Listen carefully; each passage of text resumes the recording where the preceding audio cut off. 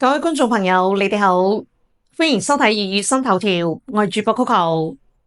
提車唔到3個月就變成老款，擺喺10年前嘅燃油車時代，呢個絕對天方夜譚，天大嘅玩笑。係人都知，以前嘅燃油車係實打實嘅耐用品，係可以陪你養家糊口、征戰10年嘅靠譜夥伴。一台大眾，一台豐田，一台本田，正常開返個10年8年輕輕鬆鬆。保養得當嘅話，開個12年15年都冇問題。車齡8、9年嘅燃油車通街走，保值率穩到不得了，開個3、5年轉手賣出去，根本就蝕唔到幾多錢。但係呢句說話擺喺今日嘅新能源時代，再都唔係玩笑，而係千萬新能源車主血淋淋、實打實嘅真實噩夢。而家嘅新能源汽車一早已經唔係汽車，係加速迭代嘅電子快消品。淘汰速度誇張到離晒譜，貶值速度快到嚇死人，更新迭代捲到瘋狂，令到無數車主提車即過時，落地就貶值。直接上壓核真實數據，睇咗之後會徹底顛覆你嘅認知。目前國內燃油車平均車齡高達8.2年，呢個係乜嘢概念？一部燃油車一代人開，代代開，開個8年只係正常壯年，車況依然打得。完全唔存在過時報廢嘅講法。反觀新能源車，全國平均車齡只得1.8年，1.8年啊各位，呢個數據離譜到令人唔敢信。我哋換手機、換平板、換智能手錶，最少都要用2、3年先捨得換。普通人一部手機堅挺3年係常態，慳啲嘅話用4年都好正常。結果而家換新能源車，比普通人換手機、換數碼產品嘅速度都仲要快好幾倍，無數車主哭笑不得。手機仲未換，耳機仲未壞，手錶仲用緊，幾十萬蚊新買嘅新能源車已經妥妥變成老款，俾市場徹底淘汰。好多人都想問，究竟點解換車速度會快到咁誇張嘅呢？答案只得一個，新車上市嘅速度已經捲到喪心病狂，毫無底線。擺以前燃油車時代，一款車型嘅研發週期長達5年，改款週期最少2、3年。一款經典車型穩穩陣陣賣個4、5年、5、6年，全程都係新款，根本就唔存在快速過時呢個講法。但係而家嘅新能源車企完全開啟咗暴力內捲模式，國內新車研發週期由原本嘅5年，直接瘋狂壓縮到1年半。1年半，一套全新底盤、全新芯片、全新智能系統、全新外觀內飾、全新續航參數，迭代速度堪比手機系統更新，甚至比手機更新都仲要瘋狂。今年全年，國內上市新款新能源車突破230款，大家感受下呢個恐怖嘅密度。全年200幾款新車扎堆上新，平均每1.5日就一款全新嘅新能源車發佈。最離譜嘅係單月數據，淨係今年3月份1個月，全國就舉辦咗足足80場新車發佈會，一日2、3場發佈會，新款車、改款車、升級版車輪番轟炸。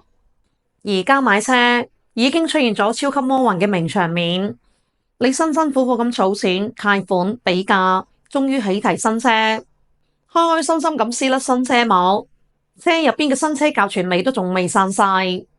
腳墊都仲未踩夠，貸款嘅第一期都仲未還晒。車企嘅下一代改款車型、全新升級車型已經官宣、已經預熱、已經量產、已經嚟緊啦。你啱啱落地嘅頂配新車，轉頭直接淪為過時老款，呢種落差足以逼癲所有嘅車主。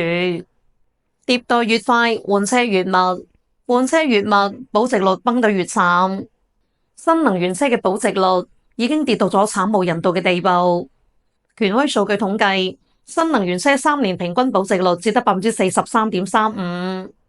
3年時間，一部幾十萬嘅車，直接蝕咗近60%嘅價值。乜嘢概念呢？30萬嘅車，開咗3年只值13、14萬，超過一半嘅真金白銀直接憑空蒸發。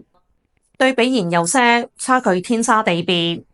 普通家用燃油車3年保值率基本上7成以上，就算係普通品牌，亦都遠遠比新能源車抗跌。燃油車係資產，越開越襟用；新能源車係消耗品，越開越貶值。落地就縮水，每個月都喺度掉價。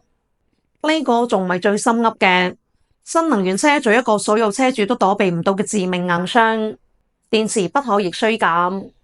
電池係新能源車嘅心臟，亦都係最大嘅貶值大坑。正常家用場景之下，電池使用3到5年，容量直接衰減8到15%。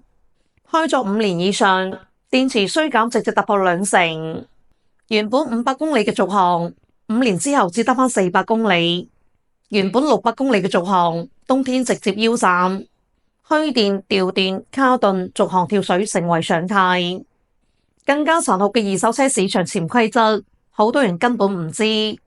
而家二手車商車齡超過6年嘅新能源車，直接拒收，睇都唔睇，俾錢都唔收。6年車齡嘅燃油車，正係最好開、最保值嘅黃金車況，求其出手都唔憂賣。而6年車齡嘅新能源車，直接淪為冇人要嘅電子垃圾，徹底衰喺自己嘅手上。好多人都唔理解，而家年輕人點解換車換得咁密嘅呢？架車又冇撞過，又冇壞，冇故障，點解係都要頻繁換車？核心原因根本就唔係架車唔開得，而係架車智能落伍。而家國內買車嘅絕對主力係35歲以下嘅年輕人，呢班人對智能科技、數碼體驗極度敏感，完全接受唔到卡頓、落伍、低配。數據顯示，超過40%嘅年輕人換新能源車，純粹係為咗升級智能配置、更新車載芯片。喺新能源時代，算力落後等於整車老舊。燃油車拼發動機、拼波箱、拼底盤，呢啲硬件10年都唔會落後。新能源車拼芯片、拼算力、拼系統、拼 OTA、拼智能駕駛。行業半年一迭代，一年一淘汰。舊年嘅旗艦芯片，今年直接淪為入門低端。舊年嘅頂配智能系統，今年直接全面過時。你嘅車機卡頓冇新功能，冇高階輔助駕駛，冇最新生態。就算車況再新，零事故、零磨損，喺車主睇嚟，就係一部徹頭徹尾嘅老車、廢車。所以而家嘅新能源車徹底淪為咗純粹嘅電子快消品，完美印證咗數碼產品嘅鐵律：買新唔買舊，早買早享受，遲買享折頭。早買車嘅人高價做韭菜，體驗短暫嘅新鮮感，隨後快速過時貶值。遲買車嘅人坐收降價紅利，直接執最新款、最高配、最低價格。而家成個新能源車市場已經陷入咗無限死循環，車企瘋狂內卷出新，車主瘋狂迭代換車，二手車瘋狂貶值崩盤。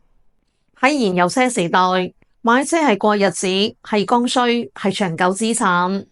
新能源時代，買車係追更新，係玩數碼，係短期消耗品。以前話買車開10年係基本操作，而家話新能源車開3年都算係超長服役。呢種離譜嘅行業現狀，累死咗無數嘅普通車主。